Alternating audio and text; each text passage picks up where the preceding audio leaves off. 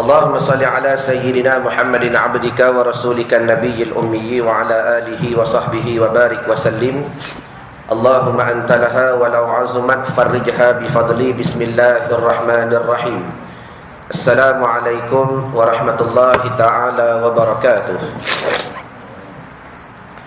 أعوذ بالله من الشيطان الرجيم. Baca semua. Bismillahirrahmanirrahim. La ilaha illallah.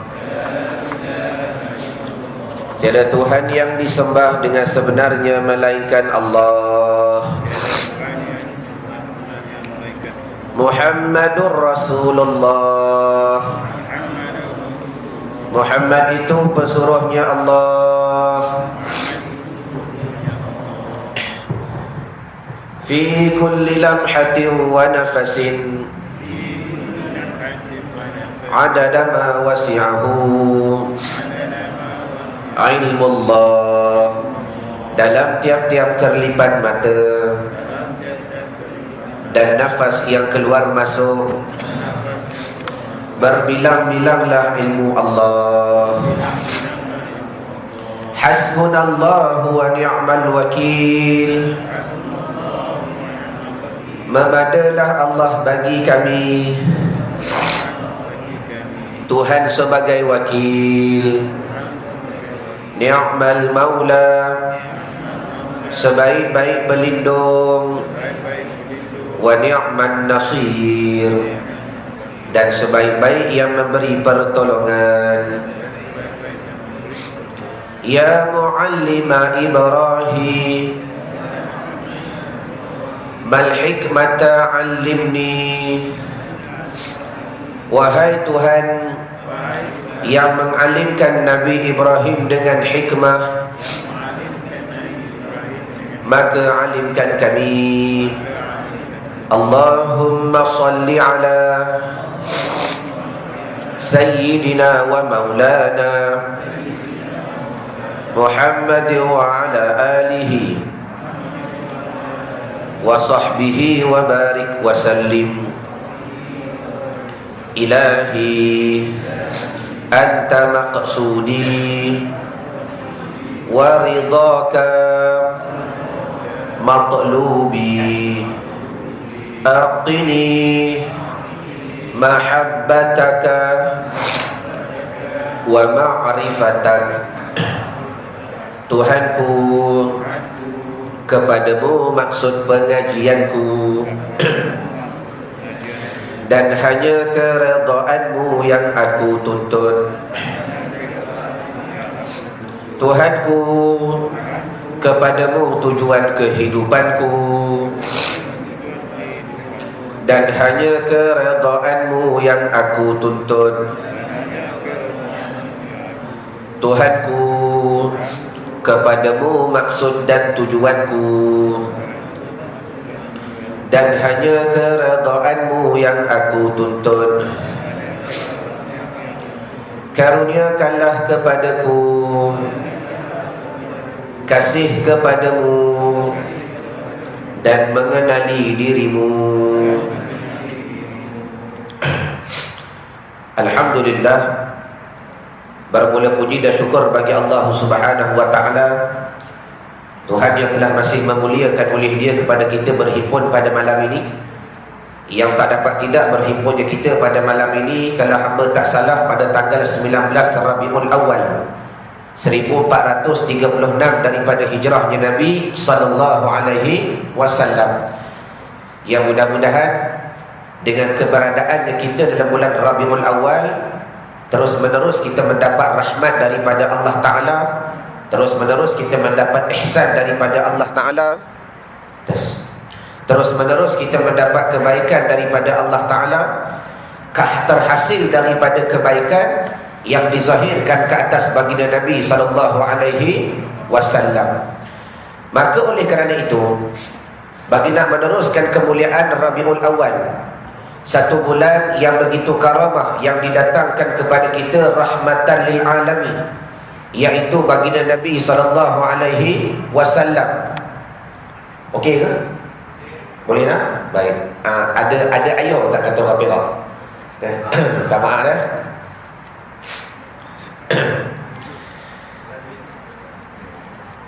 Masih. Jadi ringkasnya tuan-tuan serta muslimat yang alim, dalam keberadaannya kita yang tak dapat tidak masih lagi berada pada bulan Rabiul Awal, InsyaAllah kita akan meneruskan pembacaan kitab yang telah kita baca sebelum daripada ini. Satu kitab yang begitu kecil, namun memuatkan begitu banyak dalil, hujah dan perbuatan para ulama pada menceritakan hukum melakukan, membaca, diadakan majlis Maulidin Nabi SAW. Yang mudah-mudahan bila mana kita mengaji pada malam ini, sekurang-kurangnya menterjemahkan pada kehidupannya kita amalan yang telah kita lakukan hampir berpuluh tahun. Terdapat hujah, terdapat dalil, terdapat nas dan terdapat perbuatan para ulama. Cuma kita je jenis tak dengar mengaji. Sebab tu hamba nak ulang balik, tak dapat tidak tuan-tuan perlu ingat, bila mana kita mengaji, tuan-tuan amalkan dan tuan-tuan faham 3P. 3 tolak 1P. Dan tambah 3P tolak 1P. Hamba ulang balik. Setiap kali mengaji, tuan-tuan kena letak mindset. Bermakna kita fokuskan, kita mengaji hari ni untuk apa? Sebab itulah antara kaedah yang hamba telah share kepada tuan-tuan sebelum daripada ini. Sekadar ulangan pada malam ini, apa dia? Bila mana kita mengaji, tak dapat tidak tambah 3P tolak 1P. Apa makna tambah 3P? Kadang-kadang bila pengajian ini, iaitu satu perkara sekadar pengetahuan. Kita mengaji, kadang-kadang ada benda kita tak pakai. Sebagai contoh, perihal perempuan, perihal haid nifas dan sebagainya. Kita beramal ke tidak? Tak. Tetapi sebagai seorang suami perlu mengetahui akan dia. Ni sekali lagi bila anak masuk umur 12 tahun, Allah ayah tiba-tiba dah keluar darah. Ayah kata, darah haid kot. Padahal kita cek pun tidak warna apa dan sebagainya. Jadi bila mana kita belajar, bila mana kita mengaji, ada P yang pertama, iaitu pengetahuan. Satu. Yang kedua, tuan-tuan letak dalam mindset, kadang-kadang aku mengaji ni untuk apa? Pengamalan. Pengamalan untuk kita beramal, untuk kita melakukan akan dia dengan keazaman untuk kita berubah kepada yang lebih baik. Sebab tu hamba nak ulang balik firmanullah Ta'ala, cara tuan-tuan nak berubah, sentiasa kaitkan diri kita kepada Allah. Sebagaimana dalil, fa'iza azamta fatawakkal 'ala Allah. Bila kamu berazam nak melakukan sesuatu, jangan kamu lupa bertawakal kepada Allah. Hamba yakin tuan-tuan dah biasa mengamalkan tawakal. Tetapi tawakal ni ada 3. Ada tawakal orang awam yang kebanyakan dilakukan selepas daripada kita buat. Dah tanam getah, dah tanam biji benih, dah siram air, dah bubuh baja, aku tawakal kepada Allah. Dan ini tawakal orang awam. Ada tawakal yang kedua, tawakal sedang berlaku. Tengah-tengah cangkul ni tawakal dah. Macam mana yang kata tengah-tengah cangkul dia tawakal? Dia memandang tiap-tiap perbuatan yang berlaku, usaha semua datang daripada Allah. Aku tak ada la haula wala quwata, aku tak ada daya upaya nak angkat cangkul pun tak boleh kalau Allah Ta'ala tak permudahkan. Bermakna waktu sedang berusaha pun dia dah serah kepada Allah. Itu martabat salikin, orang yang sedang berjalan kepada Allah. Why not kata orang putih, kita upgrade lagi. Kita cuba pula mengamalkan tawakal orang muqarrabin. Tawakal sebelum daripada beramal. Mana dalil? Tuhan dah kata dah, fa iza azamta fatawakkal 'ala Allah. Bila kamu berazam nak melakukan sesuatu, kamu serah kepada Allah. Apa makna serah kepada Allah? Berkata para ulama ketika mensyarahkan ayat tadi banyak. Ada dengan makna zahir, ada dengan makna batin, ada dengan makna syariat, ada dengan makna hakikat.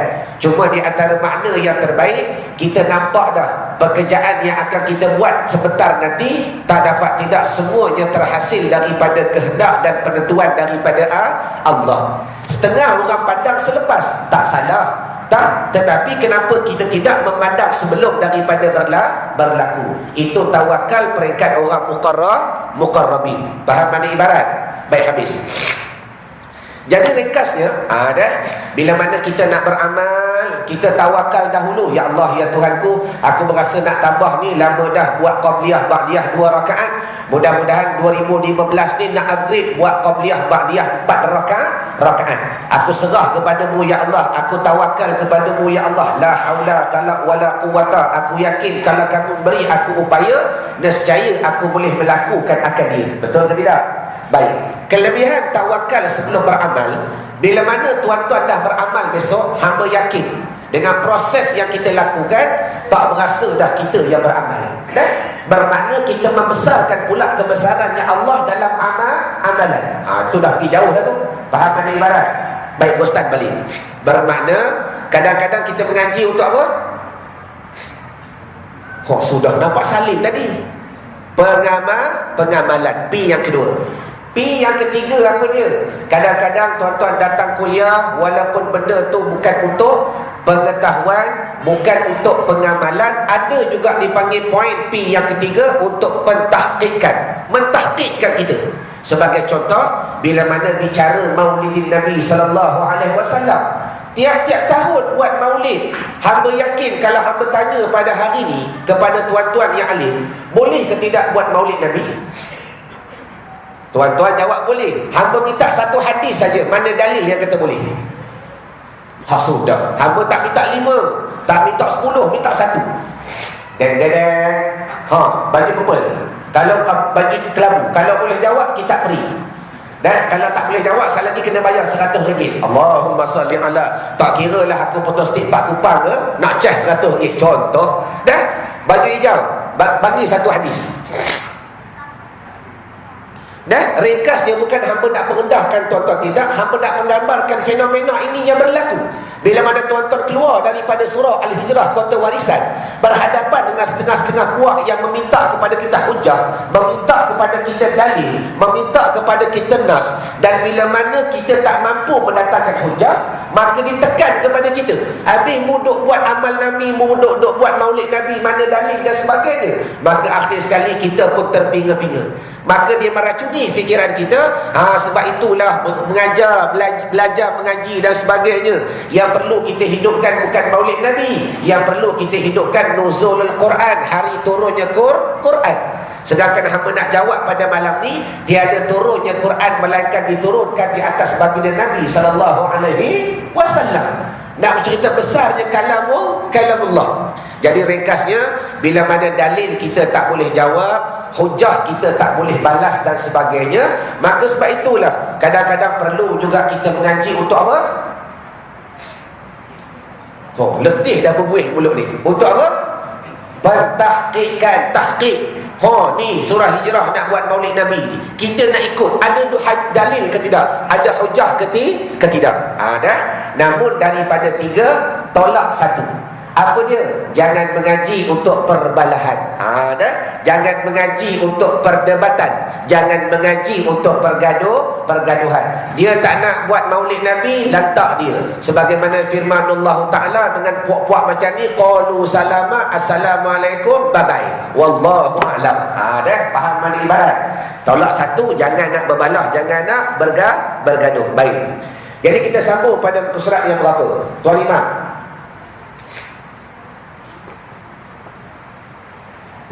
Sudah. Kalau tak tanda, ulang balik. Ulang 40 kali pun tak apa.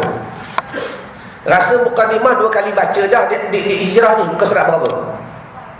Muka surat 4 ke? 4 muslimat dah? 4. Kata Imam Abu Syamah. Betul? Baik. Yang bagi yang kitab Jawi, muka surat 4 juga di bawah.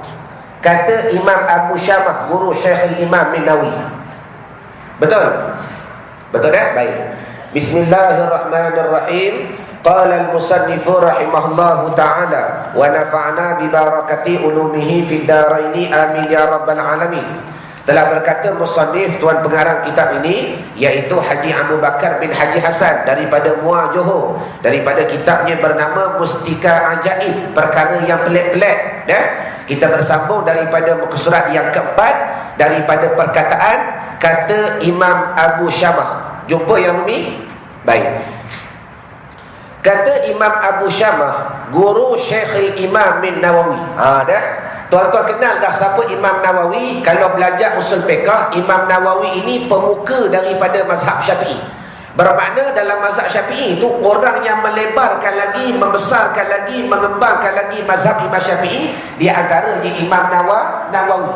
Tapi yang berkata sekarang ni bukan Imam Nawawi, tok guru dia. Dah. Imam Nawawi pun dah beranak pada kurun yang ketiga. Bermakna tok guru dia agak-agak beranak bila? Cuba jawab. Ya, boleh jadi kurun yang kedua. Baik. Kata Imam Abu Syamah, guru Syekhul Imam bin Nawawi, dan setengah daripada sebaik-baik perkara yang diada-adakan pada zaman kita. Zaman kita tu zaman bila? Bukan zaman sekarang, zaman dia. Kita tu dia. Ini kan perkataan Imam Abu Syamah. Betul tak? Bukan kita kata Imam Abu Syamah. Maknanya maulid Nabi ni berlaku berapa ratus tahun dah. Beribu tahun dah orang buat maulid Nabi. Dah? Ni tuan-tuan kata Imam Abu Syamah, perkara yang diada-adakan pada zaman kita. Kita tu pada zaman dia. Dah? Iaitulah barang yang diperbuat akan dia. Pada tiap-tiap tahun, pada hari yang bersamaan bagi hari diperanakkan Nabi kita Muhammad sallallahu alaihi wasallam dengan bersedekah. Dah. Masuk dah Rabiul Awal, dah. Kalau pengalaman hamba di pondok dahulu waktu di Fatani, dia lajak 2 bulan. Rabiul Awal dan Rabiul Akhir. Dah, kami pakat-pakat kenduri. Kenapa tidak? Tiap-tiap malam makan kenduri. Kejap rumah Tok Nebel. Tok Nebel tu ketua kampung. Kejap rumah JKKK. Kejap rumah JKKKP. Contoh, tiap-tiap malam makan kenduri. Dah, menu yang paling top laksa. Allahumma salli ala Muhammad. Dah. Kalau yang gede best sikit, yang kaya tu masak kambing. Tapi menu yang paling top yang sampai kami jemur laksa. Tapi laksa Thailand bukan macam laksa Malaysia dah. Allahumma salli ala Muhammad. Baik. Dan kita menghidupkan bulan ini dengan memperbanyakkan bersedekah. Hamba nak ra'i bagi tuan-tuan yang tak ada sebelum daripada ini, nak bersedekah tu banyak niat. Cuma niat yang terbaik bagaimana? Baju merah. Kita boleh cam mana yang ada pada kuliah yang hari tu. Biar boleh jawab. Sebab tu hamba tak peduli nak ulang benda sama 40 kali. Kalau tak ulang, tuan-tuan tak ingat. Kalau tak ulang, tuan-tuan tak beramal. Mengaji ni tuan-tuan bukan nak banyak. Mengaji ni nak beramal. Apa niat yang terbaik waktu nak bersedekah? Baju belang, polo. Ya? Ya Allah, ya Tuhanku, aku nak buat ni hari ni, hantar pergi surau. Mudah-mudahan dengan aku beri makan ini menggugurkan segala kafarah yang wajib bagi diriku. Mudah-mudahan Allah Ta'ala menghapuskan hutang-hutang kita yang tak ingat begitu banyak. Daripada pidyah, daripada hutang, daripada nazar, daripada sumpah, daripada janji yang begitu lama tak ingat dah. Cara nak menghuraikan, menggugurkan benda-benda yang lampau. Ya Allah, ya Tuhanku, bagi duit, hantar nasi, hantar bihun, buat laksa, hantar pergi Masjid Al-Hijrah Kota Warisan. Ya Allah, aku beri orang jamu ini, mudah-mudahan menggugurkan segala kafarah yang wajib bagi diriku. Baik. Dan menzahirkan perhiasan dan kesukaan. Dah 12 Rabiul Awal kita pakai comel-comel, bergembira. Maka bahawasa yang demikian itu, demikian apa? Bersedekah, menzahirkan perhiasan, menzahirkan kegembiraan dengan membuat ihsan bagi segala fakir miskin, iaitu menunjukkan kasih akan Nabi SAW dan membesarkan akan dia dalam hati orang yang memperbuat akan yang demikian itu, dan syukur akan Allah Ta'ala atas barang yang telah dikaruniai nikmat dengannya. Dengan apa? Dengan dibangkitkan Rasulullah SAW yang telah dijadikan dia Rasul rahmat bagi sekaliannya alam. Jadi kata Abu Syamah, bila mana kita menghidupkan hari Nabi beranak, apa yang kita lakukan sebenarnya menggembirakan Nabi. Maka ditanya orang, macam mana yang kita buat menggembirakan Nabi? Jawapannya mudah. Cuba tuan-tuan bayang sekarang ni kita sedang berada di hospital, tengah menggenggam dengan isterinya kita. Dan tengok apa tu? meter jantung tu tek tek tek tek tek tek. Bang nampak macam tak lama dah sayang ni. Dah rasa kuman dah naik sampai ke otak. Kita pun bagi semangat positif, insya-Allah kalau ada umur panjang insya-Allah ada tu panjang Baik, bermakna tiba-tiba dia kata tak ada dah bang, tadi doktor kata pun dah 90% dah. Dah 90% tak boleh pergi dah. Maka isteri pegang tangan kuat-kuat, bang saya nak beri amanah, kalau takdir kata saya tak ada besok lusa, jaga anak dengan sifat yang baik, hantar anak mengaji agama, hantar anak mengaji pondok, contoh kalau boleh abang tak salah berbini lain yang tu yang tak sedar tu, Allahumma salli ala Muhammad, contoh ikut je lah nak kata apa bermakna kita pun mengiyakan apa yang dikata. Ringkas kalam, bila mana telah meninggallah isteri kita, bila mana kita membesarkan anak, bila mana kita hantar anak mengaji agama, bila mana kita buat kebaikan kepada anak, orang pula datang minta, Allah aku bukan tak sida nikah tapi rasa sayang, masih lagi cinta dengan isteri ni. Jadi apa yang kita buat seolah-olah mengembirakan arwah dah, padahal adakah dia berada di sisi? Tak ada dah. Tapi kita datang perasaan, aku buat ini Allah kerana nak menunaikan hajat isteri, kerana nak mengembirakan dia dalam kubur dan sebagainya. Itu baru suami dan isteri. Apatah lagi antara kita dengan baginda Nabi SAW. Jadi kata Imam Abu Syamah, apa yang kita lakukan hakikatnya menggembirakan diri Nabi. Baik. Dan telah berkata Al-Khasawi, dah berbaris. Yang Jawi tak apa, yang Jawi berbaris, yang Rumi tak ada masalah. Dan telah berkata Al-Khasawi bahawasa membaca kisah Maulidin Nabi itu, iaitu telah dijadi kemudian daripada kurun yang ketiga. Kita masuk pula sejarah. Bila ulama buat sungguh-sungguh masalah Maulid Nabi ini, bermula kurun yang ketiga, iaitu kemudian daripada 300 tahun daripada hijrah. Bermakna masih lagi berada pada zaman yang Nabi meraihkan akad dia. Betul tak? Kata Nabi 300 kurun yang terbaik selepas daripada aku. Kemudian senantiasalah ahli-ahli Islam daripada sekalian negeri yang besar-besar membaca mereka itu akan kisah Maulidin Nabi SAW, pakat-pakat baca. Dan bersedekah pada malamnya, pakat-pakat buat kenduri dengan bermacam-macam sedekah, dan mengamat-amati mereka itu. Tuan-tuan garis perkataan tu, dekat situ ada satu poin yang begitu penting. Dan mengamat-amati mereka itu. Apa makna mengamat-amati? Baju kuning. Sudah, siapa suka tengok? Allahumma salli ala Muhammad.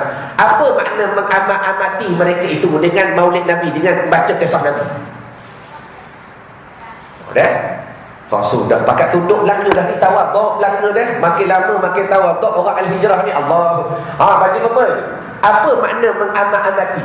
Biasa yang duduk dekat tiang ni alim-alim. Sungguh tok kenali tuan-tuan mengaji duduk dekat tiang. Sungguh bucu sana tok kenali mengaji. Setiap kali mengaji dia tidur. Tapi bila syekh tanya soalan, dia dahulu yang jawab. Tu waliullah tok kenali. Kita yang tak dikenali. Kalau mengaji tidur, kalau hamba tanya tak boleh jawab, Allahumma salli ala Muhammad. Nak bergurau. Baik, baju hijau dekat tiang. Apa makna mengamat-amati? Menghayati. Jawapannya mudah. Dengar dah. Kalau tuan-tuan dengar berzanji, kalau tuan-tuan dengar orang baca Maulid Dibai dan apa dua perihal-perihal Maulid dalam bahasa Arab, kalau tuan-tuan tak faham, adakah tuan-tuan dapat menghayati? Dapat tak? Jangan kata Maulid Dibai yang kadang-kadang baru datang kepada kita berapa ratus tahun tuan-tuan. Beberapa tahun. Sedangkan yang telah bertapak di Malaysia, Maulid Barzanji pun kita tak faham. Hamba tak payah bacalah rawi yang belakang. Rawi yang di depan pun banyak tak boleh buah makna. Al-jannatu wa na'imuha sa'adu liman yusalli wa yusallim wa yubarik alaihi. Allah. Baju merah belakang pun makna. Dah yang tu jujur. Dah pagi-pagi lagi sereda dah. Allah. Dah hujung tak ada kain putih, kalau tak dah angkat dah. Maaf tuan-tuan, hamba bukan nak merendahkan tuan-tuan, tidak, tapi hamba nak membuktikan ini yang berlaku. dengar maulid, dengar berzanji, tak faham makna, mana mungkin kita nak menghayati cara Nabi, kehidupan Nabi, berjalannya Nabi, duduknya Nabi, makannya Nabi, bergaulnya Nabi, bersahabatnya Nabi, berniaganya Nabi, bermuamalatnya Nabi. Mana mungkin kita dapat mengamat-amati sekiranya kita tak faham. Sebab tu hamba ulang kali yang ke-100. Kalau di sini di Kota Warisan ada kumpulan berzanji, teruskan pembacaan riwayah yang begitu hebat, tetapi ubah sedikit, baca setengah dalam bahasa Arab, kemudian ulang pula dalam bahasa Melayu. Lari banyak dah terjual tuan-tuan buku berzanji yang siap makna dan sebagainya. Walaupun dalam bahasa Melayu tu tuan-tuan tak boleh baca belagu, tak ada masalah. Yang penting kita nak menyampaikan kisah yang begitu hebat, yang kadang-kadang banyak kita tidak memahami daripada perkataan bahasa Arab dan sebagainya. Faham mana ibarat? Sebab tu kami pula ada kumpulan qasidah, sebagaimana tuan-tuan dah maklum, dah buat show, dah buat persembahan di surau tuan-tuan hampir berapa kali dah. Kami banyak menghidangkan qasidah dalam bahasa Melayu. Seronok baca bahasa Arab, tapi kalau tak faham, ya Taibah, ya Taibah, apa maknanya? Cari mana yang belakang-belakang sebab dia tahu dah, selalu ustaz tanya yang depan-depan, nak tanya yang belakang-belakang pula. Allahumma salli ala Muhammad. Baju kelabu, baju kemeja, apa makna ya Taibah? Yang baik. Kalau ikut makna betul dah. Yang lain dan makna yang dimaksudkan, yang dikendaki dalam qasidah, ya Taibah, ya Taibah, wahai sang penawar. Nabi itu kan penawar kita zahir dan batin, ubat-ubat dan sebagainya. Bermakna dari sudut uslub mantuk tu betul, tapi kepahamannya berbeza. Pahaman ibarat. Sebab tu kalau qasidah ya Taibah pun tak faham, bermakna mana mungkin kita dapat mengamat-amati dan mencapai kepada zuk dan wujudan. Wallahu a'lam. InsyaAllah kita berjumpa 25 hari bulan nanti, pakat-pakat berqasidah. Hamba akan sediakan risalah seperti biasa. Kita perbanyakkan qasidah dalam bahasa Melayu, mudah-mudahan sampai menitiskan air mata, mengingatkan kepada kita akan kemuliaan sang Nabi SAW. Sambung. Dan mengamat-amati mereka itu, menghayati dengan membaca kisah maulidin Nabi SAW. Dan nyatalah pada mereka itu berkat dan kelebihannya yang ada orang yang buat maulid ni dapat keberkatan, dapat kelebihan. Dan telah berkata Ibnul Jauzi, setengah daripada barang yang telah dicoba. Ulama dah try test dah, benda ni memang hebat. Jadi hari ni kalau tuan-tuan nak try cuba, insya-Allah boleh. Apa dia? Bahawasanya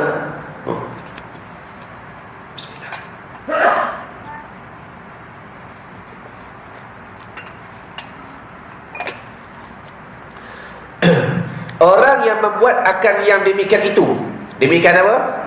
Demikian maulid Nabi, adalah ia aman dalam tahun itu. Orang yang sentiasa buat maulid Nabi, insya-Allah dia aman. Tuan-tuan yang ada pen, buat nota, buat satu garis dekat atas. Aman tu makna dua, ada aman zahir, ada aman batin. Aman tu makna dua. Jangan bila sebut aman ni tuan-tuan, kita faham aman zahir semata-mata. Tu Malaysia tu tiap-tiap bulan duk panggil Habib Syekh datang, ya Hanana, ya Hanana, duk kena bala juga. Contoh, Allahumma salli ala Muhammad. Bala ni tuan-tuan satu perkataan istilah yang kadang-kadang kita tak faham. Hakikatnya tuan-tuan tu Allah Ta'ala beri kepada kita Kelantan banjir, Allah Ta'ala beri kepada kita Pahang banjir, Allah Ta'ala uji kepada kita Terengganu banjir. Hakikatnya Allah Ta'ala nak beri rahmat selepas daripada itu. Ni tanggal 1 Januari baru ni, apa berlaku di Dataran Merdeka? Tuan-tuan duduk di rumah tengok televisyen live, betul ke tidak? Berhimpunnya ulama, berhimpun orang-orang soleh, berhimpunnya orang mukmin meminta berdoa kepada Allah Ta'ala pada tanggal 1 Januari 2015. Kalau Allah Ta'ala tak uji kepada kita banjir, agak-agak 1 Januari berlaku apa? Tuan-tuan boleh jawab dah. Dah. Berlabak kondom dan sebagainya. Allahumma salli ala Muhammad. Hakikat daripada ujian Tuhan nak beri rahmat. Mana dalil tu? Kita nampak depan mata Allah Ta'ala uji bumi Aceh. Habis saja tsunami, diberi kemerdekaan, diberi autonomi, diberi pemerintahan yang dipimpin oleh para ulama dan dijalankan hukum-hukum Allah. Hudud berjalan, hukum berjalan. Selepas daripada ujian yang begitu besar. Dah. Sebab itulah hikmah ni tuan-tuan, kadang-kadang payah kita nak nampak. Jadi ringkas, bila sebut aman ni dua makna. Kadang-kadang walaupun zahir tak aman, boleh jadi dengan dia perbanyakkan berselawat, batin dia aman. Sebagai contoh ujian. Contoh dah. Contoh. Kelantan diuji dengan banjir, betul? Kuala Lumpur diuji dengan banjir dah? Dah, baik. Tuan-tuan boleh berkata mereka sedang diuji, kita tidak diuji, betul tak? Perkataan ni salah. Dan hakikatnya mereka sedang diuji, kita pun sedang diuji. Walaupun tak banjir, kita sedang diuji.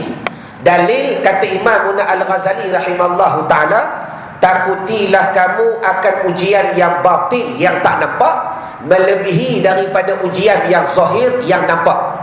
Contoh mudah begini. Hamba Ali duduk sebelah rumah dengan Abu, contoh, duduk berjiran. Abu ni tuan-tuan lepas satu-satu Allah Ta'ala uji dia. Baru-baru ni rumah pula kena pecah masuk. Habis kena pecah masuk, selang 2 minggu kereta dia pula orang katok, tarik beg dan sebagainya. Selang pula sebulan, bini pula buat masalah, lari balik rumah mak mentua. Selang pula 2-3 bulan, anak-anak pula buat beragam dan sebagainya. 2-3 minggu tak balik. Satu malam si Abu ni jumpa si Ali dekat masjid, dia bersalam. Allah, dia kata, untunglah kamu Abu, kata si Ali. Dah, aku ni lepas satu-satu Allah Ta'ala uji. Tak tahu dah lepas ni Allah Ta'ala nak uji apa dah. Beruntunglah kamu, anak-anak baik belaka, isteri tak buat perangai, rumah tak pernah kena katok, kereta tak pernah kena pecah. Beruntunglah kamu. Dah. Kalau tuan-tuan memandang dari segi zahiriah, si Ali sedang diuji, si Abu tak diuji, betul tak? Tetapi kata Imam Ghazali, ujian Abu ni lebih besar daripada ujian Ali. Kenapa? Ujian dia nampak. Ni yang tak diuji ni, mari riak, mari ujub, mari takabur, mari berasa lebih diri, mari berasa bongkok dan sebagainya. Sifat-sifat ini lebih teruk daripada orang yang diuji. Faham mana ibarat? Dah. Sebab tu takut sangat tuan-tuan bila tak diuji ni. Sebab tu para-para aulia, para-para kekasih Allah, mereka bersenang dengan ujian. Dah. Mereka bersenang dengan ujian. Kita ni pelik kadang-kadang bila tak diuji, berasa hebat. Dah. Allahumma salli ala Muhammad. Jadi aman ni ada dua makna. Dan orang yang membuat akan yang demikian itu, buat maulid Nabi, adalah ia aman dalam tahun itu, serta mendapat kesukaan, mendapat kegembiraan dan hasil cita-citanya. Garis ayat tu, orang yang berhajat kepada Allah, di antara cara nak menghasilkan cita-cita dengan tuan-tuan bertawasul atau berazam nak buat maulid Nabi. Sebagai contoh, dalam satu riwayah, datang seorang budak laki-laki di Suria yang suka menunggang kuda dalam keadaan yang laju. Bawa kuda laju, naik kuda laju. Satu hari dia bawa kuda dalam keadaan terlampau laju, tak sempat nak brek, maka terlanggar seorang budak hingga matilah ia. Mati budak tu. Maka rupa-rupa budak yang mati itu anaknya Sultan. Allahumma salli ala Muhammad. Maka ditangkap budak tadi, dibawa kepada muka pengadilan. Tak kala nak dibawa kepada muka pengadilan, budak tadi bertawasul. Dia kata, ya Allah, ya Tuhanku, aku diuji dengan ujian yang begitu besar. Sekiranya aku dilepaskan daripada ujian ini, aku akan menghabiskan setengah daripada hartaku untuk mengadakan majlis maulid Nabi SAW.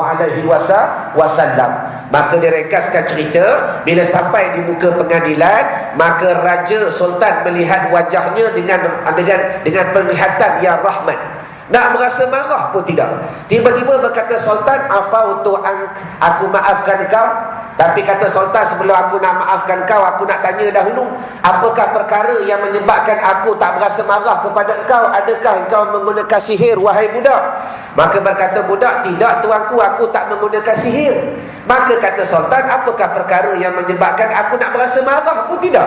Maka berkata budak tadi, ketika aku dibawa datang kepada kamu, aku bertawasul, sekiranya aku dilepaskan daripada ujian ini, aku akan menghabiskan setengah daripada hartaku untuk buat maulid Nabi. Maka bergembiralah sultan, dilepaskan budak itu daripada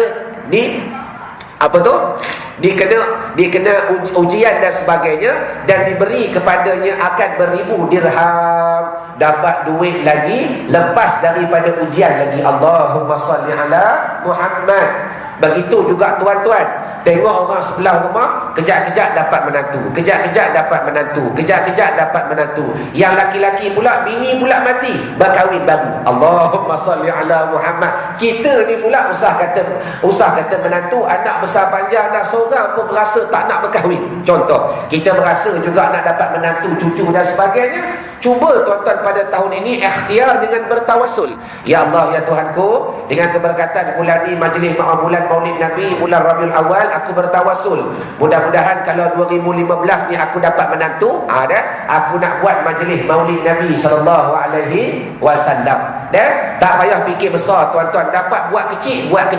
Pagi kumpulan berzaji 10 orang datang ke rumah kita, buat bihun dan sebagainya, baca Maulid Nabi, pakat-pakat berselawat sebagainya, dan berdoa serta bersedekah, menghidupkan perbicaraan Maulid Nabi sallallahu alaihi wasallam. Faham mana ibarat?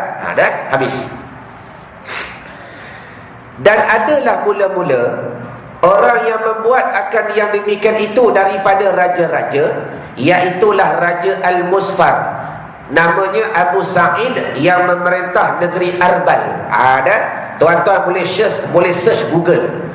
Kenal Google? Ulama yang paling alim di zaman ini. Sikit-sikit Google, Allahumma salli ala Muhammad, tak salah, baik. Tuan-tuan search dekat Google Arbal, satu negeri yang begitu kecil di negeri Arab. Kalau hamba tak salah, hari itu belah-belah utara di sebelah timur. Baik.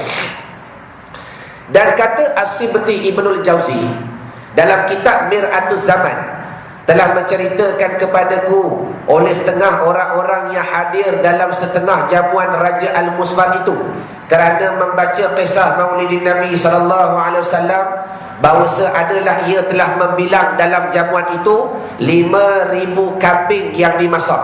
Banyak ke tidak 5,000? Sebab tu tuan-tuan, jangan pandai-pandai guna istilah membazir kalau tak tahu makna membazir.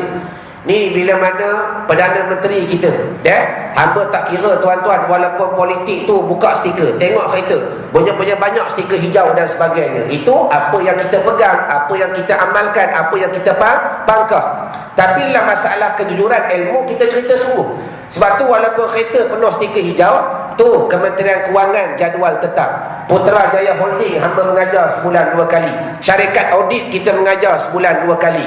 Kementerian Sumber dan Manusia tiap-tiap tahun Ramadan panggil untuk program khusus dan sebagainya. Dia panggil kita kerana dia nak kepada ilmu. Dan sebab itu yang benar dalam menyampaikan ilmu, yang bila mana Najib Perdana Menteri kita buat program di dataran di perkarangan Masjid Putrajaya. Kalau tuan-tuan ingat dia buat program apa? Kita pun tak ingat dah, hamba tua dah. Selawat perdana. Dikhabarkan malam tu habis berapa juta. Jumlahnya hamba tak ingat dah, tapi bunyi juta-juta. Walhal tuan-tuan, datang daripada lidah-lidah setengah manusia. Ni membazir lah ni. Allahumma salli ala Muhammad. Berjuta-juta habis buat Maulid Nabi sallallahu alaihi wasallam. Baru ni tanggal 1 Januari bila mana panggil Habib Syekh, dia kata buat apa nak habis beratus ribu buat panggil Habib Syekh dan sebagainya. Tu baik kita salurkan duit kepada orang-orang yang diuji dengan banjir. Hamba nak tanya tuan-tuan, kalau dia habiskan 1 juta untuk panggil Habib Syekh bagi mengadakan majlis Maulid Nabi, duit kerajaan habis tak? Tuan-tuan ahli politik, tuan-tuan lagi reti, duit kerajaan habis dah, berlungguk lagi duit. Allahumma salli ala sayyidina wa maulana Muhammad. Jadi dalam masalah kita berhadapan dengan umara, dengan raja-raja kerajaan, benda yang baik wajib kita support, benda yang baik wajib kita duduk di belakang. Yang betul kena kata hak, yang batil kena kata batil. Jadi ringkas tuan-tuan, jangan pandai-pandai guna istilah membazir dan sebagainya. Sedangkan apa yang kita baca, dan 10,000 ekor ayam, dan 100 ekor kuda, dan 100,000 pinggan halwa, dan dibelanja pada hari itu 300,000 pound. Dan beberapa banyak ulama dan ahli-ahli sufi yang hadir dalam jamuan itu, serta dipasang akan bara-baraan dengan sebaik-baik gaharu. Dan sebab itulah tuan-tuan nak menceritakan, kalau orang faham kelebihan Maulid Nabi ini, berkata Hasanul Basri, satu nama yang begitu masyhur, Hasan Al-Basri, sekiranya dikaruniai kepada aku harta sebesar Jabal Uhud, aku akan menghabiskan seluruhnya untuk mengadakan majlis Maulidin Nabi sallallahu alaihi wasallam. Kalau tuan-tuan pegang syariat, tuan-tuan akan berkata, mana boleh, Allah Ta'ala bagi rezeki kena bahagi 3 lah. Satu untuk diri sendiri, satu untuk keluarga, satu untuk agama. Betul ke tidak? Jawaban ni betul. Tapi adakah kalam Hasan Al-Basri salah? Tidak tuan-tuan. Kerana martabat tawakal manusia ni berbeza. Macam setengah ulama kata hukum ambil takaful. Dalam syariat maka hukum sah nak ambil takaful. Cuma kalau tuan-tuan orang yang salik, orang yang berjalan kepada Allah, maka diharapkan ambil takaful. Sebab apa? Adakah kamu tak yakin rezeki besok hari ditentukan oleh Allah? Sebab bermakna kita adil. Syariat tak ada masalah. Nak merancang, kalau aku mati besok mudah-mudahan anak senang nak mengaji dan sebagainya, dapat pampasan 200,000 contoh, kita kata dapat. Tapi kalau sebut istilah garanti dapat ke tak? Belum tahu lagi. Sebelum kita mati takut syarikat tu melingkup. Allahumma salli ala contoh. Tapi hamba adil. Dalam syariat tak ada masalah. Tapi orang yang salik maka diharamkan. Kerana apa? Adakah kamu tak yakin rezeki yang ditentukan oleh Allah Ta'ala kepada kamu? Maka sebab tu Hasan Al-Basri kata, kalau dikaruniai kepada aku harta sebesar Jabal Uhud, aku akan menghabiskannya bagi mengadakan majlis Maulidin Nabi sallallahu alaihi wasallam. Baik. Dan telah mengeluar. Kita masuk poin yang begitu penting. Jadi hamba minta mana-mana tuan yang tidur tadi bangun. Tuan-tuan nak tidur hamba tak marah. Sebab sejarah pun telah membuktikan ada Nabi khutbah sahabat tidur. Letih sangat, maka Nabi khutbah pun ada sahabat tidur. Pelik tak? Tak pelik. Maka tak usah pelik lah hari ni kalau ada ustaz mengajar tuan-tuan tidur. Sebab tu hamba tak marah tuan-tuan nak tidur. Cuma waktu penting hamba nak ajak bangun balik. Baik, siapa yang tidur bangun sekejap, kerana kita nak masuk bab yang begitu penting, mencerita berkenaan dalil. Baik. Dan telah mengeluar oleh Al-Hafiz Ibnu Hajar Al-Asqalani. Kepada yang kita jawi, tulis nama sambung lagi. Sebenarnya Ibnu Hajar ada 2. Dalam sejarah Islam, Ibnu Hajar yang hebat ada 2. Pertama Ibnu Hajar Al-Asqalani, yang kedua Ibnu Hajar Al-Haytami. Yang dekat sini Ibnu Hajar Al-Asqalani dalam kitab Fathul Bari. Tuan-tuan tulis ayat tu. Sebab dekat sini dia tak tulis, hamba bantu tuan-tuan. Dan telah mengeluar oleh Al-Hafiz Ibnu Hajar Al-Asqalani. Al-Hafiz ni maknanya apa? Orang yang menghafal hadis. Sebab tu banyak orang Melayu silap guna istilah. Baru hafal Quran panggil Al-Hafiz dah. Dalam Islam sebenarnya Al-Hafiz untuk orang yang menghafal hadis. Tapi tak salah pun baik. Dan telah mengeluar oleh Al-Hafiz Ibnu Hajar Al-Asqalani dalam kitab Fathul Bari. Fathul Bari ini syarah bagi Sahihul Bukhari. Bukan nama Ustaz Fathul Bari Al-Umno tu tak. Ni lain-lain nama kitab. Fathul Bari. Akan dalil beramal membaca kisah Maulidin Nabi itu, iaitu sabit pada sunnah. Memang ada sunnah, memang ada dalil, memang ada nas daripada Nabi. Dan iaitu barang yang tersebut dalam Sahihul Bukhari dan Sahihul Muslim. Mana dalilnya? Bahawasanya satu hari Nabi SAW telah datang ke Madinah. Datang tu makna pergi ke Madinah. Maka berjumpa ia Nabi akan Yahudi yang berpuasa pada hari Ashura. Tuan-tuan buat nota kaki 10 Muharram. Maka Nabi pergi ke Madinah. Nabi tengah tengok puak-puak Yahudi sedang berpuasa pada 10 Muharram. Hamba nak tanya tuan-tuan yang alim, puasa ni ibadat khususiah tak? Puasa ni ibadat yang khusus. Kalau sedekah ni masih lagi sunat. Tetapi bila mana puasa mesti berhajat kepada dalil. Dia ibadat yang khusus. Baik. Maka puak-puak Yahudi berpuasa.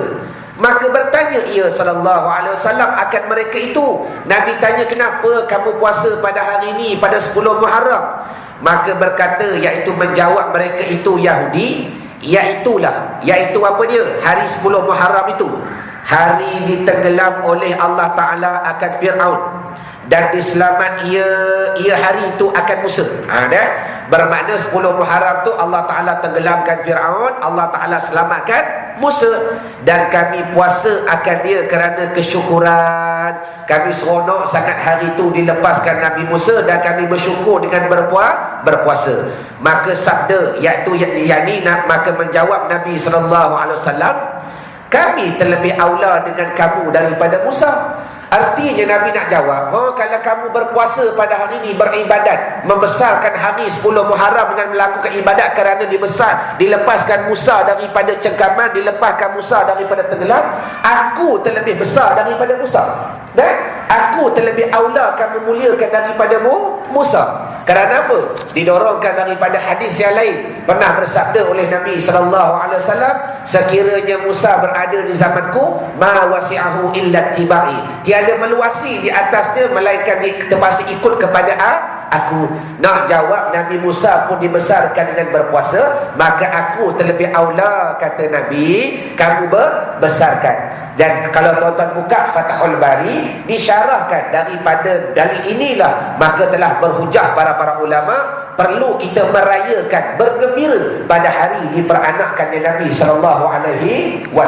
Kerana apa? Didorong dengan hadis, dengan kisah yang lain. Sambung. Dan telah dimimpikan. Ada yang Jawi dimimpi, bukan nampi tu, bukan nun tu, mimpi. Mana dalil yang lain perlu kita hidupkan hari Nabi beranak? Dan telah dimimpikan Abu Lahab, bapa saudara Nabi kita Muhammad sallallahu alaihi wasallam. Sebagaimana tuan-tuan maklum, Abi Lahab ini satu manusia, satu makhluk yang tiada hinaan, tiada celaan, tiada kutukan yang lebih besar yang pernah Tuhan campakkan kepada makhluk, melainkan kepada Abi Lahab. Hinaan, kutukan yang begitu hebat, sehingga termaktub tabat siada Abi Lahabil watab. Namun walau bagaimanapun, dan yang memimpi itu ialah setengah daripada ahli-ahlinya. Kemudian daripada setahun daripada wafatnya Abi Lahab, dia mimpi apa? Maka ditanya baginya Abi Lahab, apa hal kau hai Abu Lahab? Jawapannya, aku dalam neraka, melainkan bahawa diringankan daripadaku pada tiap-tiap malam Isnin, dan aku isap air yang keluar antara dua jariku ini, kerana aku telah merdekakan hambaku yang bernama Suwaibah ketika ia menyuka akan daku, dengan diperanakkan akan dia Nabi Muhammad sallallahu alaihi wasallam, dan memberi ia Suwaibah akan susunya akan Nabi sallallahu alaihi wasallam. Baik, ini ayat yang terakhir untuk kita mengaji pada malam ini. Baik, ringkas ni tuan-tuan. Sebelum hamba nak syarah kisah sampai bawah, hamba nak syarah dahulu satu persatu supaya kita mengaji biar faham dengan bersungguh. Bermakna apa yang dikisahkan, satu hari Karabah daripada Abi Lahab bermimpi berjumpa Abi Lahab, betul ke tidak? Kemudian ditanya, ya Abi Lahab, apa yang berlaku? Maka Abi Lahab kata, aku sedang diazab dalam neraka, melainkan pada hari ini Allah Ta'ala memuliakan aku. Baik, kita stop di situ. Bila sebut diazab dalam neraka, tuan-tuan dah belajar akidah. Sekarang ini syurga dan neraka ada ke belum? Ada dah. Tetapi penghuninya telah ada ke tiada?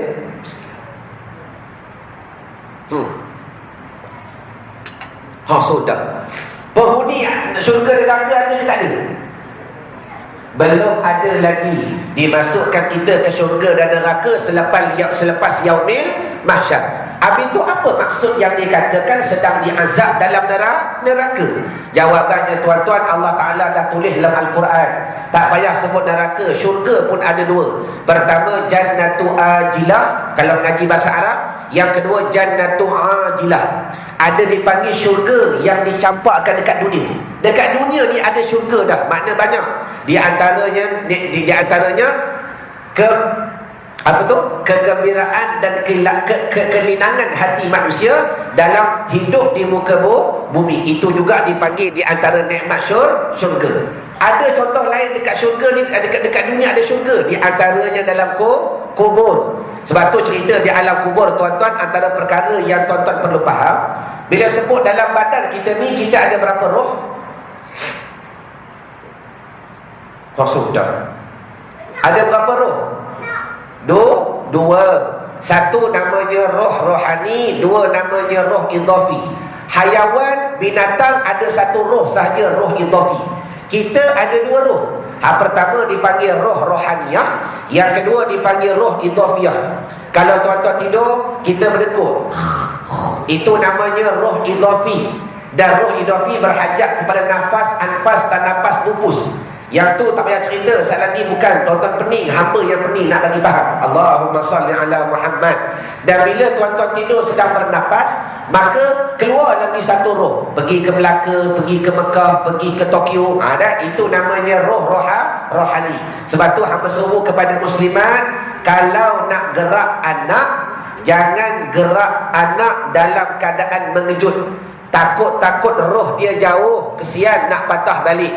Sebab tu ayah hamba sendiri dalam membesarkan anak-anak, balik daripada mengajar 100 meter ayah dah berhentikan motor. Allahumma salli ala Muhammad. 100 meter ayah dah matikan enjin motor.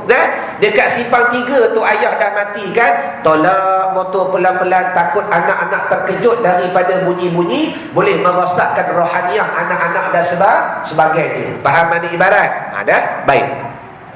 Jadi seringkasnya hamba nak bagi faham, bila mana kita mati, roh ni pergi mana? Baik, roh rohaniah ni diangkat ke langit yang ketujuh, dicampak ke dua tempat. Kadang-kadang dicampakkan di tempat nama Sijin, kadang-kadang disimpan di tempat yang bernama Illiyin. Hafal dua ayatnya. Sijin ni apa dia? Di langit yang ketujuh, di pihak yang kiri, iaitu tempat buangan amalan-amalan yang Tuhan tak terima, dicampak dalam Sijin.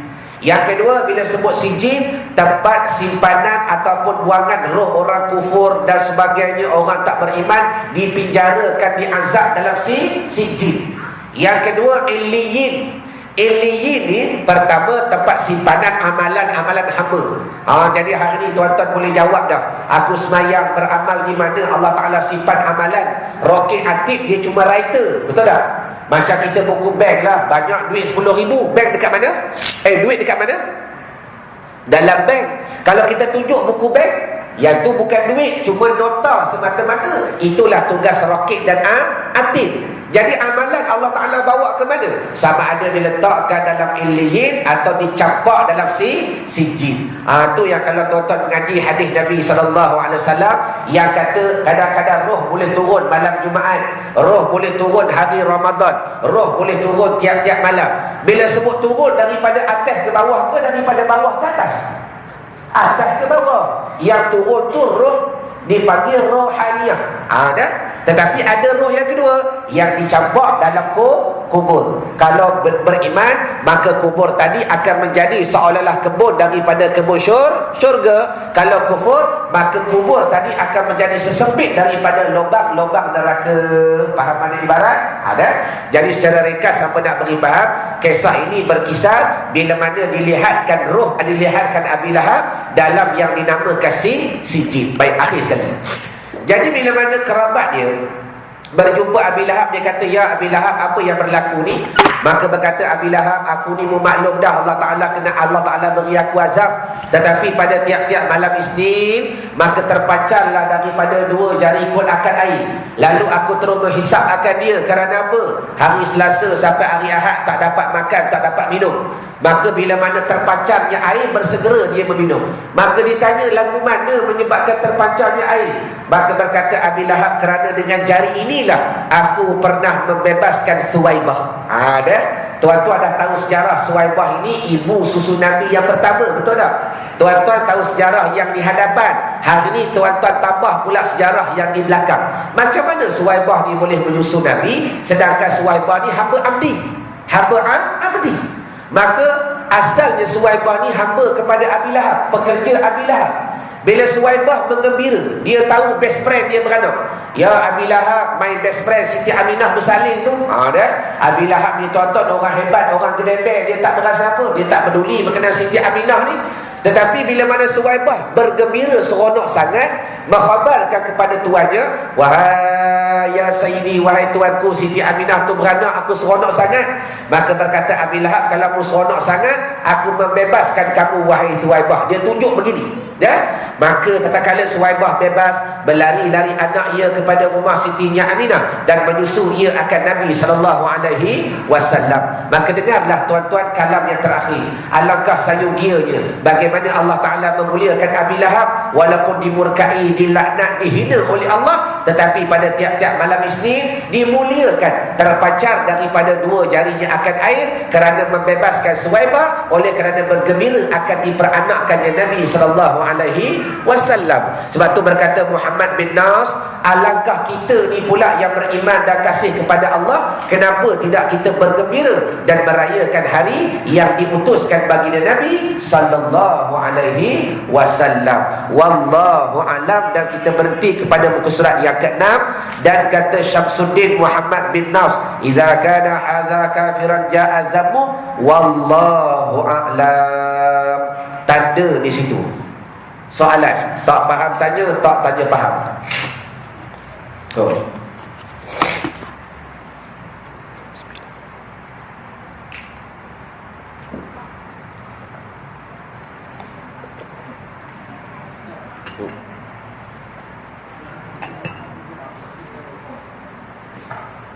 Ya.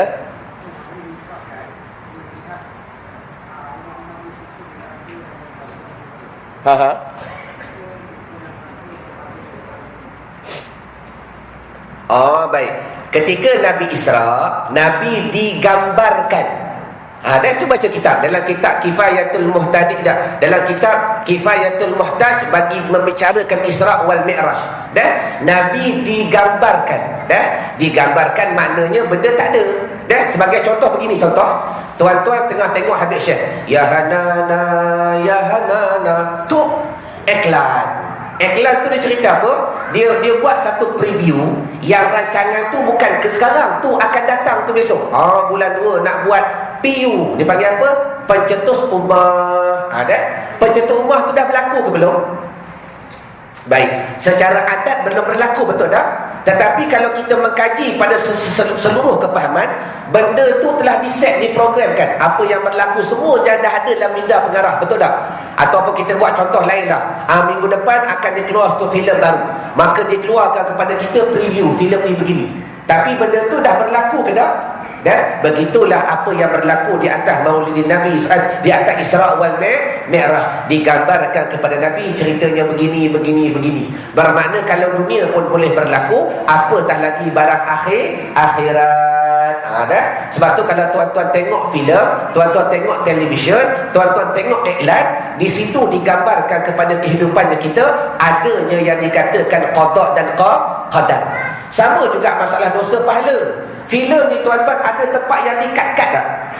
Waktu syuting tu banyak. Kemudian waktu dia apa tu? Diedit balik. Benda-benda yang sesat kita cut. Benda-benda yang terdedah di-cut dan sebagainya. Betul ke tidak? Begitulah perbanyakkan bertaubat. Walaupun kita dahulu banyak dosa. Ya Allah, lagu mana besok aku nak berhadapan di Yaumil Mahsyar? Terpampang begitu besar, bukan LCD 40 inci dah. Orang semua tengok dosa pahala yang kita buat, dikhabarkan kepada kita. Tetapi Allah Ta'ala ni baik. Mana-mana dosa yang kita buat, rancangan tu di-cut. Allah tak nampak jahat dah, baik saja. Betul ke tidak? Dunia Tuhan boleh buat, apatah lagi syurga neraka. Wallahu a'lam. Soalan yang lain. Tawasul.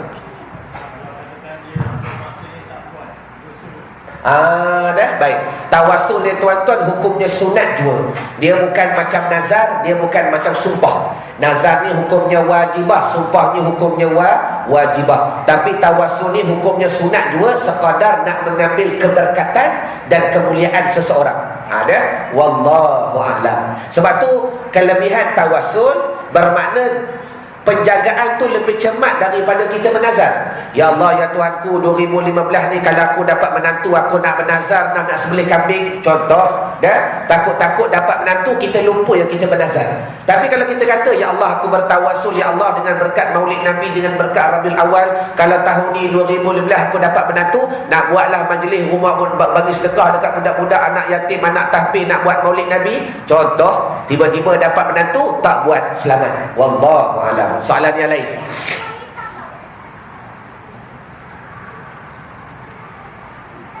Muslimah ada soalan? Laula lim lakathara alim. Kalau tak ada kenapa ni payah nak alim. Oh sudah. Dah. Mazhab belah kiri. Ulama belah kanan tanya dah, wakil belah kiri pula.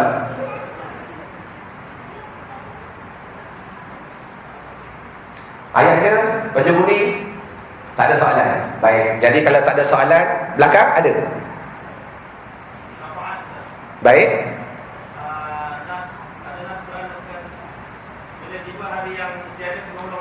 Ya. Syafaat Nabi. Dah? Baik, sebagaimana kita maklum, dalil dan hujah begitu banyak yang menceritakan berkenaan syafaatnya Nabi SAW. Contoh daripada hadis yang begitu sahih, bersabda oleh Nabi SAW, man shalla alayya wahidatan sallallahu alaihi asyara. Banyak kita hafal hadis takat tu saja, sedangkan hadis tu panjang. Kalau kita mengaji pula dalam sudut riwayah yang lain, sabda Nabi, barang siapa berselawat kepadaku sekali, nescaya Allah Ta'ala memberi rahmat kepadanya 10 kali. Barang siapa berselawat kepadaku 10 kali, nescaya Allah Ta'ala memberi rahmat kepadanya 100 kali. Barang siapa berselawat kepadaku 1000 kali, wajabat syafaati, maka pastilah pertolonganku kepadanya. Jadi tak dapat tidak, syafaat Nabi itu pertolongan daripada Nabi, tetapi berasbab juga rahmat daripada Allah Subhanahu wa Ta'ala. Fahaman ibarat? Baik. Cuma ringkasnya tuan-tuan, berbalik daripada persoalan tadi. Di sini hamba nak menghurai satu huraian yang begitu penting. Bila mana diminta kepada kita hujah dan dalil. Dengar dah? Nescaya tuan-tuan berhajat kepada hadis ataupun nas ataupun dalil yang sahih, betul tak? Nak keluar hukum, nak keluar statement, benda tu mesti sahih. Tamam? Faham? Baik. Tiba-tiba bila mana tuan-tuan berhadapan pula dengan ustaz yang lain, contoh, dia khabarkan daripada ustaz ni, ustaz tu kata hadis tu sahih, contoh.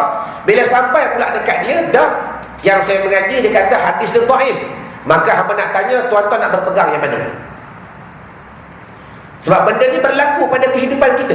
Sebab tuan-tuan bukan mengaji dengan hamba seorang, berapa banyak ulama, ustaz, tok guru tuan-tuan mengaji, contoh. Sebab itu tuan-tuan dengar dah, boleh hamba cerita sejarah sikit. Sikit-sikit je dah. Baik. Sebab belum pukul 9 lagi. Allahumma salli ala Muhammad. Tuan-tuan tengok gambaran yang berlaku dalam masalah hadis. Sebab itu jawapan begitu ringkas hamba nak bagi faham. Kalau berlaku kecelaruan, kembali kepada ulama yang mujtahid, selesai. Kerana apa? Contoh begini, dalam kitab Sahihul Bukhari, contoh, yang belah kanan kitab Sahihul Bukhari. Dalam Sahihul Bukhari ada berapa hadis? Baru 10,000 hadis. Imam Bukhari mensahihkan berapa hadis? 100,000 hadis. Imam Bukhari hafal berapa hadis? 600,000 hadis. Bermakna dia hafal 600,000, kemudian dia sahihkan 100,000, yang sempat tertulis cuma 10,000. Kalau tuan-tuan tolak, berapa puluh ribu lagi hadis yang tak tertulis? 90,000. Ni ustaz-ustaz yang dakwa hari ni kaji Bukhari, agak-agak dia kaji hadis habis dah. Dalam Bukhari baru ada 10,000. Imam Bukhari mensahihkan 100,000. Tuan-tuan pergi PTS, tuan-tuan beli buku kecil saja, biografi Bukhari. Dia cerita detail daripada kecil sampai wafat. Dia cerita hafalan Imam Bukhari, karangan Imam Bukhari, kitab-kitab Bukhari, pensahihan Bukhari dan sebagainya. Bermakna daripada 100,000 yang dia sahih, yang sempat ditulis baru 10,000. Banyak lagi hadis yang kita tak jumpa. Baik. Cuma ringkasnya begini, tengok dah. Dalam Sahihul Bukhari 10,000 semua sahih dah. Baik. Maka Imam Bukhari ni ada anak murid tak? Ada. Anak murid yang belajar dengan dia, nescaya dia berpegang dengan gurunya hadis itu sahih, betul tidak? Tiba-tiba satu ulama yang bernama Ibnu Hajar Al-Asqalani yang kita baca tadi. Ibn Hajar Al-Asqalani, dia ambil kitab Sahih Bukhari, dia syarah, dia panjangkan, dia kembangkan, dia huraikan makna, dia namakan kitab tu Fathul Bari. Tu berbelah-belah jilid panjang ni. Bermakna Fathul Bari ni syarah bagi Sahihul Bukhari. Apa yang berlaku? Fathul Bari, Ibn Hajar ketika mensyarahkan Sahih Bukhari, dia kata tak, di atas penelitian aku pula, bukan semua hadis yang Bukhari bawa sahih. Ada yang kadang-kadang digugurkan kepada hasan dan sebagainya. Ada yang kadang-kadang digugurkan kepada martabat-martabat yang lain. Hampa nak tanya tuan-tuan, Ibn Hajar ada anak murid tak? Ribuan anak murid ulama muhadis yang begitu hebat, geralannya Al-Hafiz. Maka anak murid yang belajar Ibn Hajar, dia akan berpegang hadis tu pula sahih tak? Tak sahih dah. Dah Tok Guru kata hasan, takkan aku nak kata sahih. Baik, maka benda ni berkembang. Anak murid Bukhari turun. Anak murid Ibn Hajar turun. Betul tak? Yang ni berpegang sahih. Yang ni berpegang hasan. Apa yang berlaku? Yang berlaku sekarang ni, bila akhlak tak ada, adab tak ada, anak murid ni jumpa anak murid ni bergaduh, berbalah. Allahumma salli ala Muhammad. Samalah yang berlaku masalah kita dengan puak Wahabi. Imam Syafi'i kata hadis tu sahih, sampai dekat Ibn Taymiyah dia kata dhaif. Yang mengaji dengan Ibn Taymiyah dia pegang dhaif. Masalah tahrikul asabi', memang ada hadis Nabi menggerakkan jari. Tengok dah, Imam Syafi'i gerak jari daripada ke sini, makna gerak juga. Ibn Taymiyah digerakkan begini, tak sah bergaduh, tak sah berbalah lah.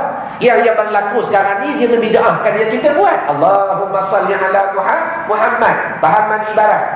Inilah yang berlaku. Jadi kesimpulannya, bila kita berhadapan, yang ni kata sahih, yang ni kata tidak.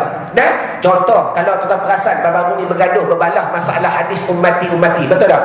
Bertahun kita mengaji dengan ulama dahulu, ulama menceritakan hadis, tiba-tiba reggae. Mari dah bahasa tadi reggae. Bahasa Melayu kata apa reggae ni? Reggae. Ya? Bising. Ada kecoh. Tiba-tiba kecoh. Ummati ni bukan kalam terakhir dari Nabi. Sudah. Allahumma salli ala Muhammad. Ni masalahnya tuan-tuan, pelik tak? Ayah hamba lebih kenal tok yang dia lebih daripada tok hamba kenal pak dia. Faham tak? Pelik tak? Ayah hamba lebih kenal tok yang dia lebih daripada tok hamba kenal ayah dia.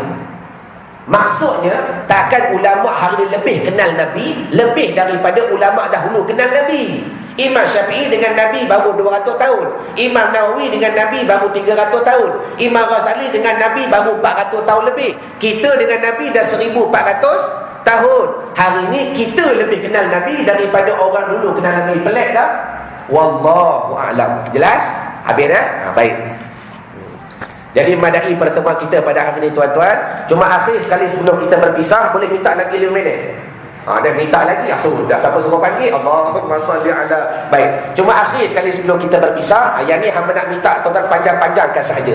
Cuma alhamdulillah, dengan rahmat daripada Allah, madrasah hamba, pondok modern hamba yang bernama Riyadhud Du'afa wal Masakin, taman orang-orang yang dhaif ilmu dan miskin amalan. Kami ni ilmu tak ada, pakat-pakat mengaji, amalan tak ada, pakat-pakat beramal.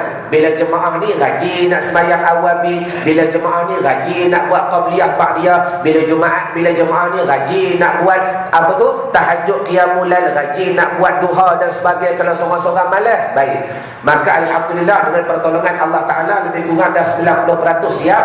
Cuma yang lebih-lebih tu hamba serahlah kepada Allah. Kalau tuan-tuan nak bagi, alhamdulillah. Nak minta, hamba tidak. Cuma apa yang hamba nak minta kepada tuan-tuan pada malam ini, ayo tuan-tuan ambil dia panggil apa? Ni apa nama dia? Pamphlet. Seorang satu, hamba minta kerana Allah, ayo tuan-tuan panjang-panjangkan. Sebab apa? Kalau tuan-tuan tak ada anak yang nak hantar mengaji pondok pun, sekurang-kurangnya tuan-tuan ada anak saudara, tuan-tuan ada kaum karabah, tuan-tuan ada sepupu sepapat dan sebagainya. Yang secara ringkasnya, madrasah hamba ni tuan-tuan bukan buat pengajian tahfiz. Sebab tahfiz menungguk dah. Di tempat tuan-tuan pun hamba boleh baca banyak dah. Cuma madrasah hamba, pondok modern hamba buat pengajian bahasa Arab dan kitab-kitab turas. Kita buat kitab lama bahasa Melayu, Arab dan sebagainya. Dan pengajian khusus iaitu bahasa Arab. mengaji 3 tahun di madrasah hamba, kemudian terus terbang pergi ke Yaman, Hadramaut, tempat Darul Mustafa, titik Nabi yang ke-37.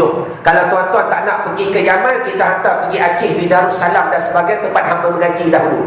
Cuma kalau pergi Yaman ni ada sijilnya sah dan berlaku di Malaysia. Cuma ringkas dia tuan-tuan, apa perkara yang hamba nak share, di antara kelebihan-kelebihan lain yang terdapat di madrasah hamba, selain daripada kami mendidik anak-anak tuan-tuan dengan ilmu akhirat, kami juga mendidik mereka dengan ilmu dunia. Banyak ilmu dunia kami bagi. Di antaranya kami ajar setiap pelajar ilmu berbekam. Sebab bekam ni sunnah Nabi, betul tak? Tuan-tuan boleh imagine tak? Kalau contohlah tuan-tuan boleh tahu, ada anak kariah tuan-tuan seorang mengaji pondok, dah 6 bulan mengaji, dia balik bercuti. Adakah tuan-tuan nak panggil dia mengajar? Doa ikhlas, nak panggil dah? Tak panggil dah, budak baru mengaji 6 bulan, betul tak?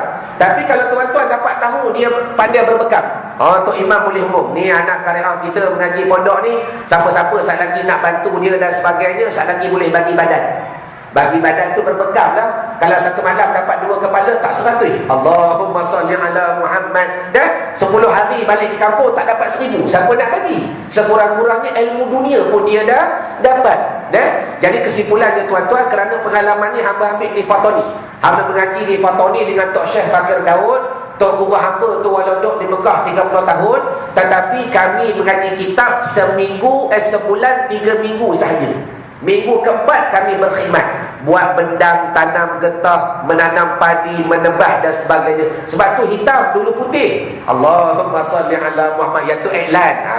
Baik. Cuma apa yang hamba nak share, di sebalik khidmat ni tuan-tuan, banyak lagi ilmu yang tak disebut dalam kitab. Yang tak ada dalam kitab adalah ilmu khidmat ni. Jadi itulah yang kami terjemahkan kepada pelajar-pelajar. Kami ajar ilmu berbekam, kadang-kadang kami ajar ilmu buat laksa dan sebagainya. Semua ilmu dunia yang sekurang-kurang dia baliknya tuan-tuan tak mengharapkan sekadar kepada nak mengajar, dia boleh mencari duit dan sebagainya. Akhirat pun perlu, dunia pun perlu. Dan akhir sekali, antara kelebihan yang lain yang kami tawarkan, yang terdapat di madrasah kami, yang jarang ada di madrasah di Malaysia ni tuan-tuan, kami menghidupkan juga di sana Tariqatul Ahmadiyah Idrisiyah. Di pondok kami ada zikrullah. Selain daripada Al-Quran wajibah, bermakna zikrullah Tariqah Ahmadiyah Idrisiyah yang hamba susu galungnya daripada Syekh Said Al-Linggi, bekas mufti Negeri Sembilan, satu tariqah yang begitu masyhur, kami terjemahkan kepada pelajar-pelajar. Jadi mudah-mudahan dengan maklumat yang begitu ringkas, tuan-tuan boleh sampaikan kepada anak-anak saudara, pada tuan-tuan dan sebagainya, hebat. Mudah-mudahan telah terbuka hati mereka. Masih lagi terdapat kekosongan. Hamba tak ambil banyak, lebih kurang 30 orang sahaja. Cuma tuan-tuan, walaupun tuan-tuan hantar anak, tuan-tuan masih lagi boleh belajar di pondok hamba. Sebab sebulan sekali hamba buat daurah. Daurah ni pengajian kitab kilat. Macam kitab ni tuan-tuan, hari tu hamba buat di tabung haji KL. Tak ramai yang attend malam tu, 130 orang lebih kurang. Sikit saja 130 orang. Tapi 4 jam saja khatam. Daripada pukul 7 sampai pukul 11, soal jawab dan sebagainya, khatam lagi kitab Mustika Ajaib. Itu dipanggil daurah yang kita buat tiap-tiap bulan. Sekurang-kurangnya tuan-tuan juga boleh dapat manfaat dan sebagainya. Jadi mudah-mudahan dengan kerana Allah, yang besar ni tuan-tuan jangan ambil. Hamba nak minta kepada pihak surau untuk tampal nanti Cuma tuan-tuan boleh ambil bahan daripada pamphlet yang kecil saja. Cuma kalau tuan-tuan nak majukan, nak perkembangkan zakat, derma dan sebagainya, dekat sini nombor akaun tak ada. Tuan-tuan boleh ambil nombor akaun dekat sini. Wallahu a'lam. Bismillahirrahmanirrahim. Ar-Rahman 'allamal Qur'an, khalaqal insana 'allamahul bayan. Asy-syamsu wal qamaru bihusban wan najmu wasyajaru yasjudan. La tuharrik bihi lisanaka lita'jala bih. Inna 'alaina jam'ahu wa Qur'ana, fa idza qara'nahu fattabi' Qur'ana, thumma inna 'alaina bayana. Bal huwa Qur'anun majid fi lawhin mahfuz. Sanuqri'uka fala tansa, sanuqri'uka fala tansa, sanuqri'uka fala tansa. Ya Allah, apa-apa yang kami dengar janganlah kau lupakan. Ya Allah, apa-apa yang kami tulis janganlah kau lupakan. Ya Allah, apa-apa yang kami ulang janganlah kau lupakan. Allahumma salli ala sayyidina Muhammad sirri hayatil wujudi wa sabil a'zami likulli mawjudin salatan tuhafizuna bihal Qur'an wa tufahimuna bihal ayat wa tahfazuna biha su'al qawli wal amali wal niyaz wa ala alihi wa sahbihi wa barik wa sallim walhamdulillahi rabbil alamin. Dan kitab itu terpulang pada tuan-tuan nak sedekah berapa? 1,000 ke 10,000 ke hamba terima. Wallahu a'lam. Tapi taksir warna biru. Lama dah dalam bab sedekah hamba taksir warna biru. Nak warna